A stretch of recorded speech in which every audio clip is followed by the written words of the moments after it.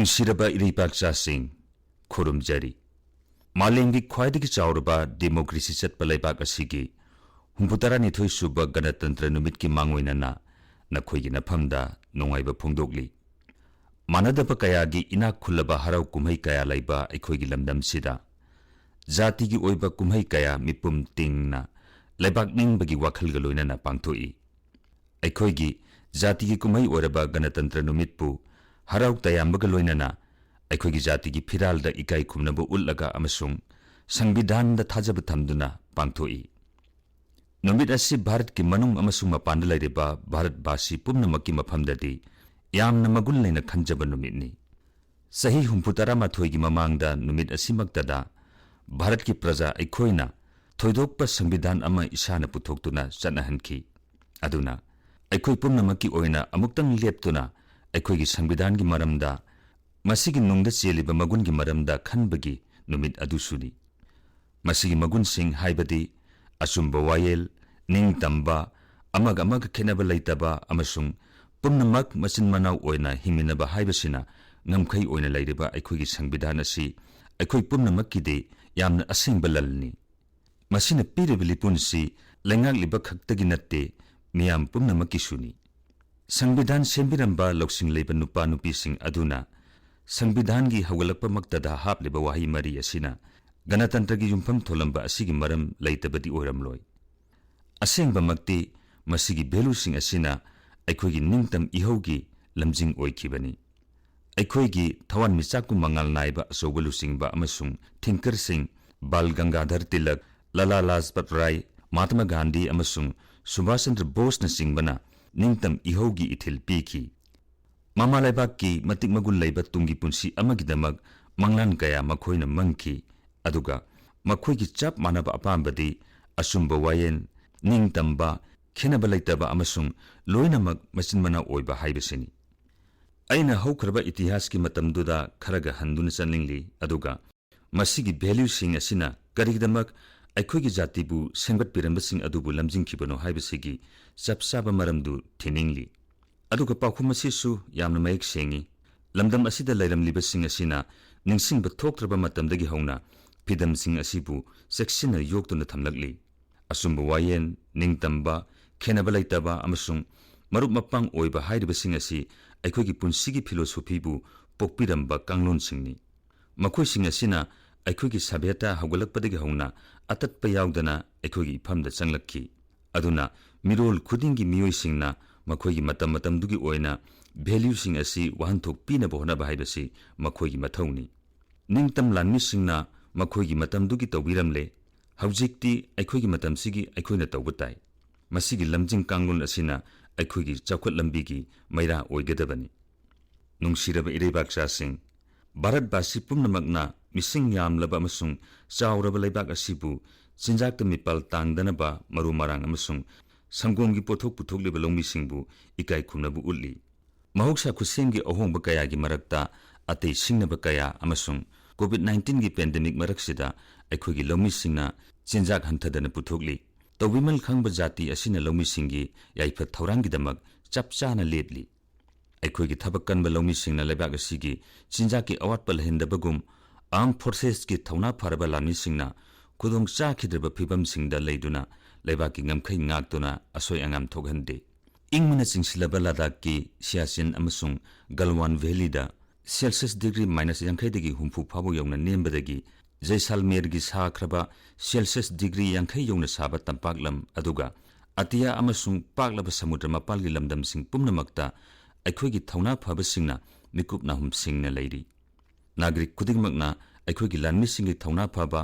मरेबाक निंगबा अमसुंग कथोकपगी थौनागीदमक चाउथोकचै चिंजाक ओकनबा पुथोकपदा जातिगी असोय अंगाम थोगहंदबदा लैना तिलनादगी अमसुंग मांग ताकपदगी ngakthoknaba honabada amadi अतै हिरम कयादा बिज्ञानिकसिंगना अखोगी जाति असिबु मापांगन कलहल्ली सुंद्रंग अतियादगी लबुक फावबा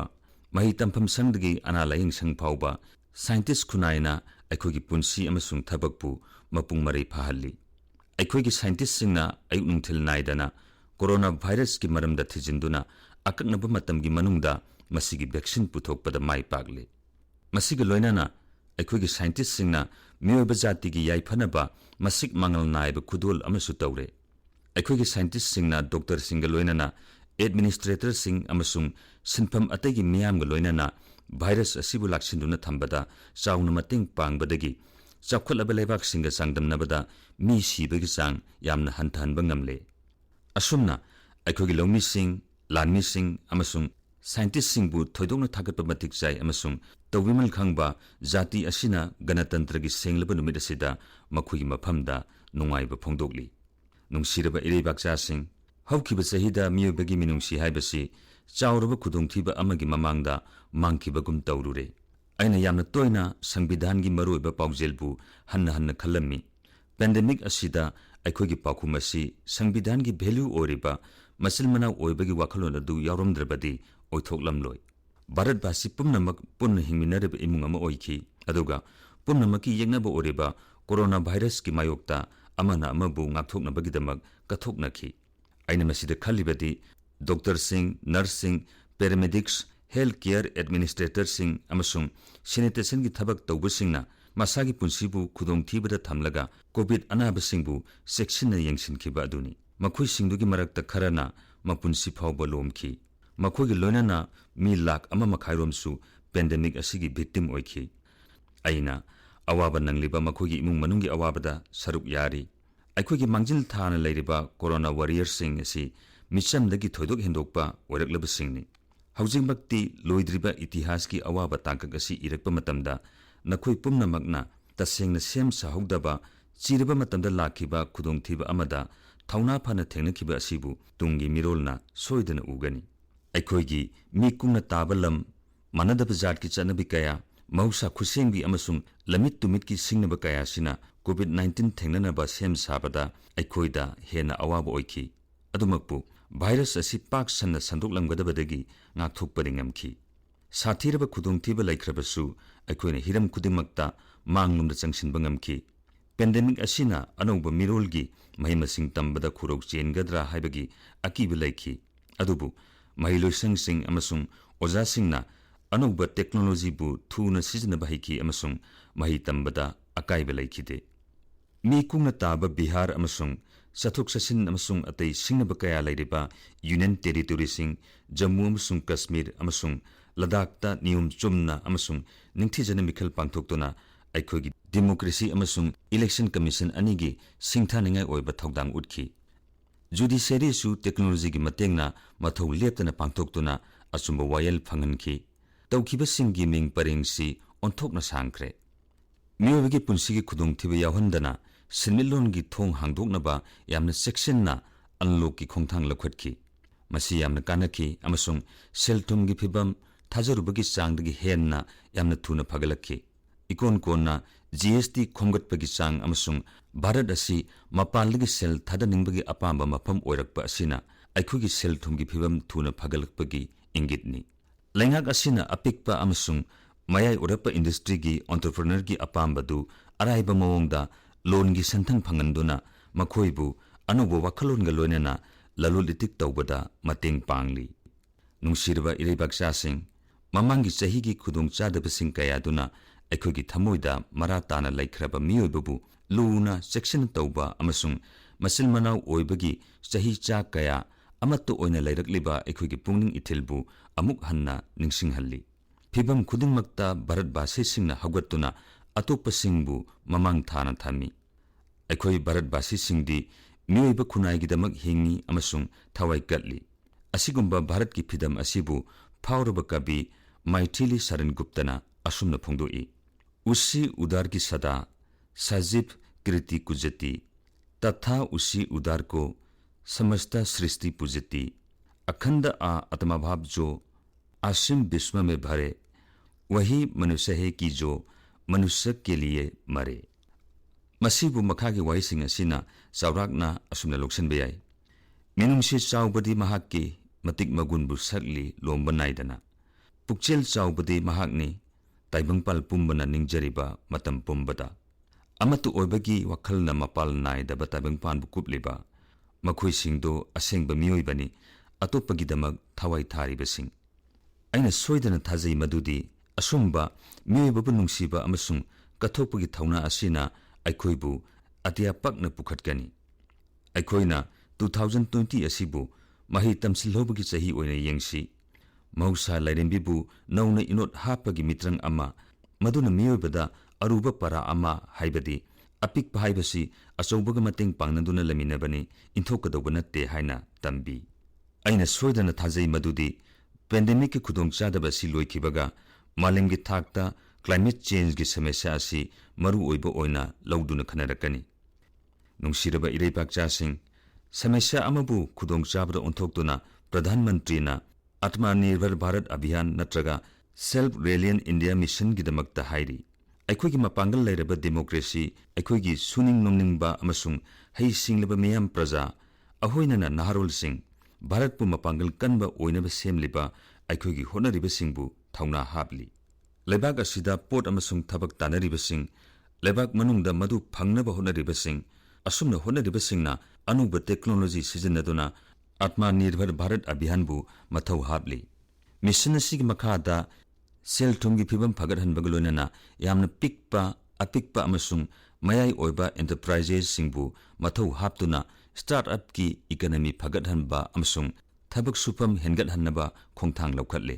हौजिक्ति मसी प्रजा मियामना मसाना लौखटचबा अमसुंग मंजिन थाना पुरीबा मूवमेंट अमा ओइरकली आत्मनिर्भर भारत अभियान हाइबसी 2022 दा भारत न सही 64 सुरकपदा अनुभव मसक अमा सेमदुना ओहनबा वखलग लोइनना चटलिबनी मसी जाति असिगे खोंचत्ता मसक थोकपा निंगसिंग जुंबी अमा ओइगनी मरमदी अखोइना अचौबा पांदमसिंग फंगनबा हाइबदी युमथोंग खुदिंगदा पक्कागी युम लैहनबदगी हौरगा इमुंग खुदिंगी आय सरुक अनिदा हेंगदहनबा हाइबा पांदमसिंग असि फंगनबा चपजुंगना लेपली मथौ ताबा पुमनमक फंगहलबा अनौबा भारत अमा सेमगतनबा अखोइना महिमसिंग तंबा मसा फबा अफबा चिंजाक सोथरबा कांगबुबु अवांगबा थाकता चिंखटपा अमसुंग नुपीसिंगी याइफा थौरंग हाइबसिदा थोइदोकना मियेंग थमली खुदोंग थीबा अवाब हाइबसिना अफबा ओजा तत्तना ओइ मसिना अखोइबु हेना पांगन कलहल्ली अमसुंग थाजबा वांखटहल्ली थाजबदुगु लोइनना भारतना लम कयादा अचौबा खोंथांग कया थांजिल्ली इकोनॉमिक रिफॉर्म सु मखाताना संगसिल्ली अमसुंग मसिबु मतम कुइना ngairaklaba लेबर अमसुंग लौ सिंगबगी रिफॉर्म सु लेजिस्लेशन की खुथांगदा हापसिनगनी रिफॉर्म हाइबसी अहानबा तांकक्तदी लाना थाजबसु लैगनी अदुमकपु लैंगक असिना लौमीसिंगी याइफानबो होनगनी हाइबसिदा करिसु चिंगननिंगाई लैते चप मानना मरु ओइबा अदुबु पुंसी कया हक्थेंगना थेंगनरिबा अमदी महिमसिंगी लमदा मतम कुइना होंगलमद्रिबा असि मपुंग फाना होंगहनबनी नेशनल एजुकेशन पॉलिसी 2020 हाइबा ट्रेडिशन अमसुंग टेक्नोलॉजी अनिमक मियेंग थंबा असिना अंतर्जाति की थाकता लौसिंगी पुकई ओइरकनबा अनौबा भारत अमगी युमफम थोनबा ओइगनी अहोंगबा असिना महिरोइसिंगी नुंगदा लैरिबा हिसिंगबा अदुबु लैसात तमहंदुना पुंसीगी चांगिंग कया थेंगनगनी होना जमन मयाम असिगी महिदी अखोगी इमांगदा लैरे अवाबदी उंगमद्रबा चांगिंग कया सिगी चौराकना सही अमगी मतुंगदा भारत न ngasiदी थाजबग लोइनना लेपली तपथरुबदु ngaihakini maramdi senmilonsu khongjel yangna lakli masana marumdom lepliba bharatna masagi covid-19 gi vaccine sajare amasung haujik paksana hida kapthokpagi thauram pangthokli masi itihasta asigumba makhal gi khwaidagi paksana paikhatpa thaurangni laingak amasung health services na mapung phaba thauranga loinana thabak asi mai paknaba kanno honari ehakna lebak miyamda चटना कांगलोन ngakpagलोनना हिदाक कापथोकनबा तकसिल्ली नाहाकी हकचांग फबना नाहाकी खुदोंचाबगी लंबीसु सेमजगनी ngasiदी अखोइना हिदाक अमसुंग अतै health care की पोलमसिंग लेबाक कयादा मखोइगी प्रजासिंगी अवाबा ngakथोकनबा अमसुंग मालेमदा pandemic संदोरक्तनबा फंगहनबना Bharat असि यामना चुमना पृथ्वी की pharmacy हाइना कौनरे हौजिक अखोइना अतै लेबाकसिंगदा vaccine सु फंगहनगदौरी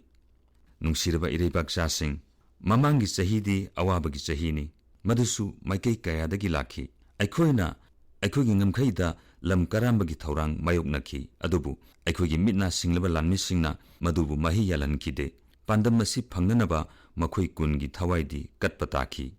जाति असिना थौना फरबा लानमिसिंग अदुदा मतम चुप्पगी तविमल उल्ली शांतिगिदमक अखोइगी असेतपा वखल लैरबसु अखोइगी डिफेंस फोर्सिंग आर्मी एयर फोर्स अमसुंग इसिंग लानमिसिंगना अमग अमग तानमेन चाना मरी थमदुना matik chana mobilize tawduna aikogi security da singrakpasingda pakhum pinaba lepli aikogi jati gi saktamdi soidana ngakani aikoina malingi kanglup khudimakta bharat ki lengdreba phirebasi pak sanna khangangani bharat asi manglomda changsilli amasung prithibida magi matik chaba mafamdi lairi hobkiba sahi singda bharat na ithil piba ngamba laibak sing asum yamkhalaktuna prithibigi mafam kaya dasu pak sanna chauthorakli sahi asida bharat na security council gi non permanent member oina changbada malemgi laibak kaya na saugatkibagi matawduna aikogi ithil piba ngambagi khudamni prithibigi lusingba kaya ga samnabagi magun aduna lam kaya da hengat halle bharat amasung masigi kallaba democracy asina chapchana daita laiba ikai khumnaba amasung thajaba yaba jati oihalle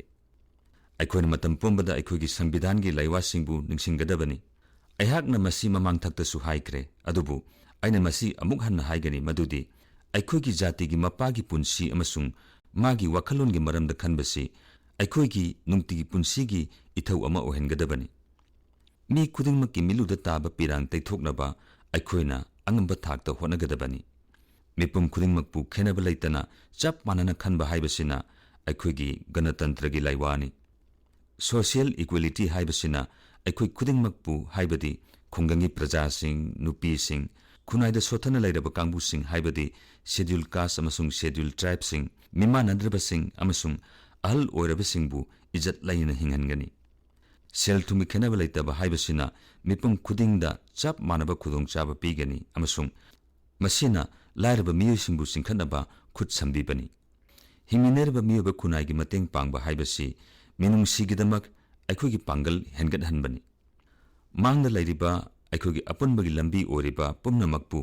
muscle मनाव ओइना खनबा हाइबसिना अखोगी लमचत की लमताकपनी अखोई पुमनमक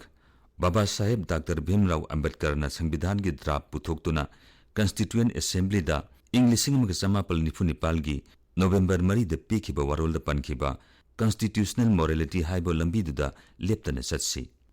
महागना constitutional morality हाइबसि करिनो हाइना सेंदोक्लदुना हाइखिबदी